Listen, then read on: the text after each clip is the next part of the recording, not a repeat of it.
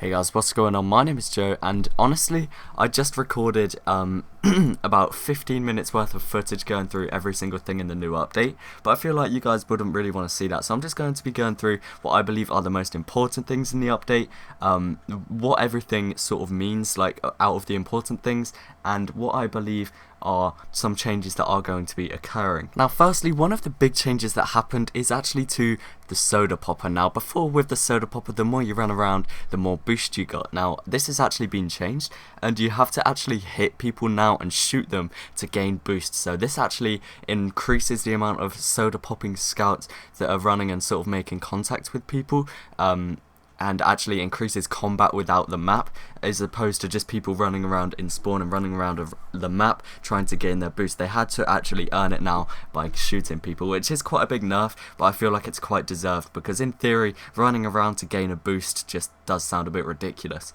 Now the first buff in this video that I'm going to cover is going to kill the meme of the Team Fortress 2 community, being the sun on a stick. The sun on a stick has had a slight buff, although it isn't anything big, it's still a buff. So you actually take 25% less fire damage from pyros with the sun on a stick equipped, which means when you're trying to melee a scout or trying to melee a pyro or something, then you'll take 25% less fire damage. So although it isn't a big buff and it's only useful against pyros, or the Hulong heater potentially, then I mean it's still a buff, although it isn't really relevant for 7 to 8 out of the 9 classes. I mean, it's still a buff, and it's a start, so it's slightly less of a meme now as being a useless weapon. Another very big change in the Team Fortress 2 community, and of course in this update, is actually a buff to the pyro. Direct damage reduces medigun healing and resist shield effects by 25%. Now initially I didn't understand this, but it's actually been explained to me that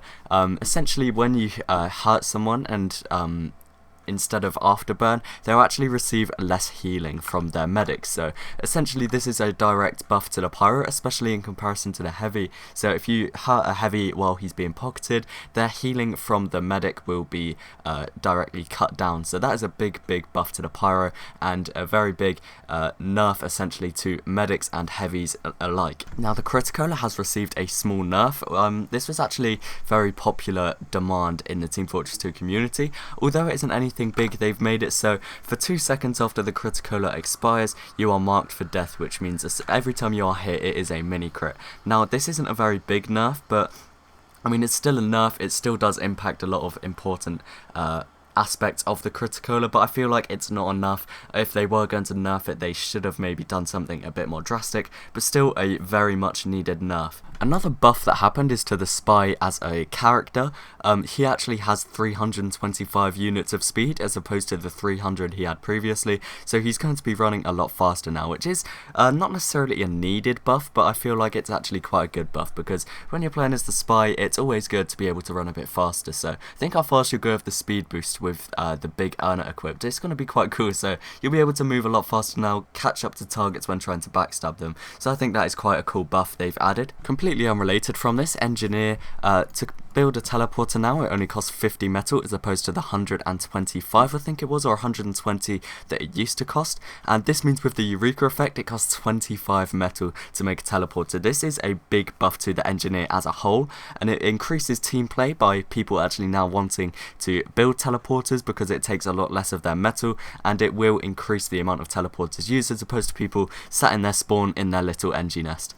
Another huge buff that has been made to the medic is now every time you're healing someone, you will be running at the same speed as them. Now if it's a heavy, obviously you won't slow down, but if you're healing, say, a babyface blaster scout with full boost, then you will be running at that speed, which I think is a really cool nerf. It has all the properties of the quick fix. It applies to every single minigun, which in itself is a bit of a nerf to the quick fix and a buff to every other minigun. It depends on the way you look at it, but either way it is a big buff to the medic. And if you think about it in terms of competitive meta, now when you're a medic in mid healing someone and your whole team dies, it will be much easier for you to escape without dying if you're just healing a scout that also survived. Now this is neither a buff or a nerf, but the soldier and the demo man have their sticky jumper and the rocket jumper have now actually got new reskins, so they actually look a lot better now in my opinion. I will put a picture up on the screen, but I think it's actually really cool. They've received these really nice reskins and new sound effects effect as well, so that's actually quite cool, and a nice change to some really old weapons.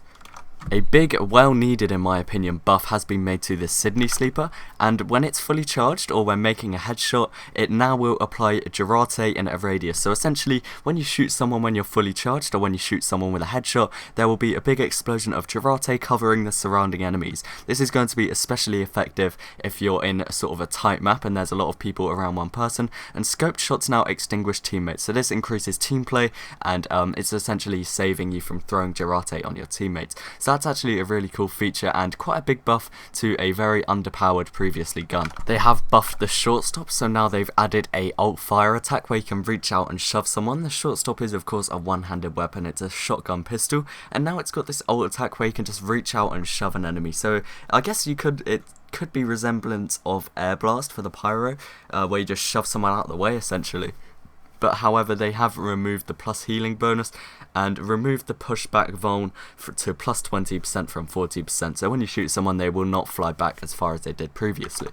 The duration of a speed boost from the disciplinary action for Soldier has been changed from 3 seconds to 2 seconds, so that is a nerf, 1 whole second less of speed boost after getting whipped from the Soldier, and I guess that is quite a nerf, not really needed in my opinion. I don't really see a huge issue with it, but I mean, yeah, it's happened now, so the disciplinary action has had quite a large nerf. Now here are some big nerfs. The Brass Beast and the Natasha have 20% damage resistant that they previously had. It now only applies when the Natasha and the Brass Beast are both spinning, so when you're holding left click or whatever you have it bound to, or right click, sorry, and whatever you have it bound to, and when you are below 50% max health. So if you're on sort of full health or like only have a quarter of your health gone, this damage resistance will now not apply anymore. You have to be close to dying essentially, which is a huge nerf. It essentially renders the Natasha and the Brass Beast as useless. Maybe not the Brass Beast, that does still have its uses, but I personally don't see any other uses for the Natasha. The Hulong Kita has received a large buff, 10% more damage on base hits, so that's actually really useful.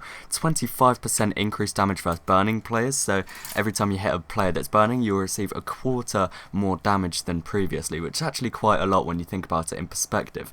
They've reduced the ammo drain to 4 seconds from 6 seconds, and reduced pulse damage from the Ring of Fire to 12 from 15 due to increased damage versus burning, which is a slight nerf, but in the grand scheme of things now you have 25% more damage when shooting them, so the Ring of Fire damage being 12 instead of 15 isn't a huge nerf in perspective. So the Hulong Heater has had quite a big buff. The Cozy Camper has actually been nerfed. Not a lot of people expected this, but the Cozy Camper now requires a full charge for you to not get flinched when attacked. So previously you could just equip the Cozy Camper and not flinch when hit, but now you need to charge first, so that's actually quite a unexpected and saddening nerf, to be honest. I don't really think it needed a nerf, but I mean, you know, there's not much you can do about it now. So that is most of the sort of important nerfs slash buffs. There are many more, and I'm sure you guys probably already know this, but apparently there's actually a strange team captain in this strange crate. I'm not sure, this is unconfirmed, but it's rumoured that there's a strange team captain along with a lot of strange weapons that weren't strange but are now. So that's actually really cool, and a really nice feature Valve put in if it's true. So that's just about it, guys. Thank you all for watching. Stay tuned for more update news and general opinions on it, and that's just about it. Thank you guys so much for watching, and peace.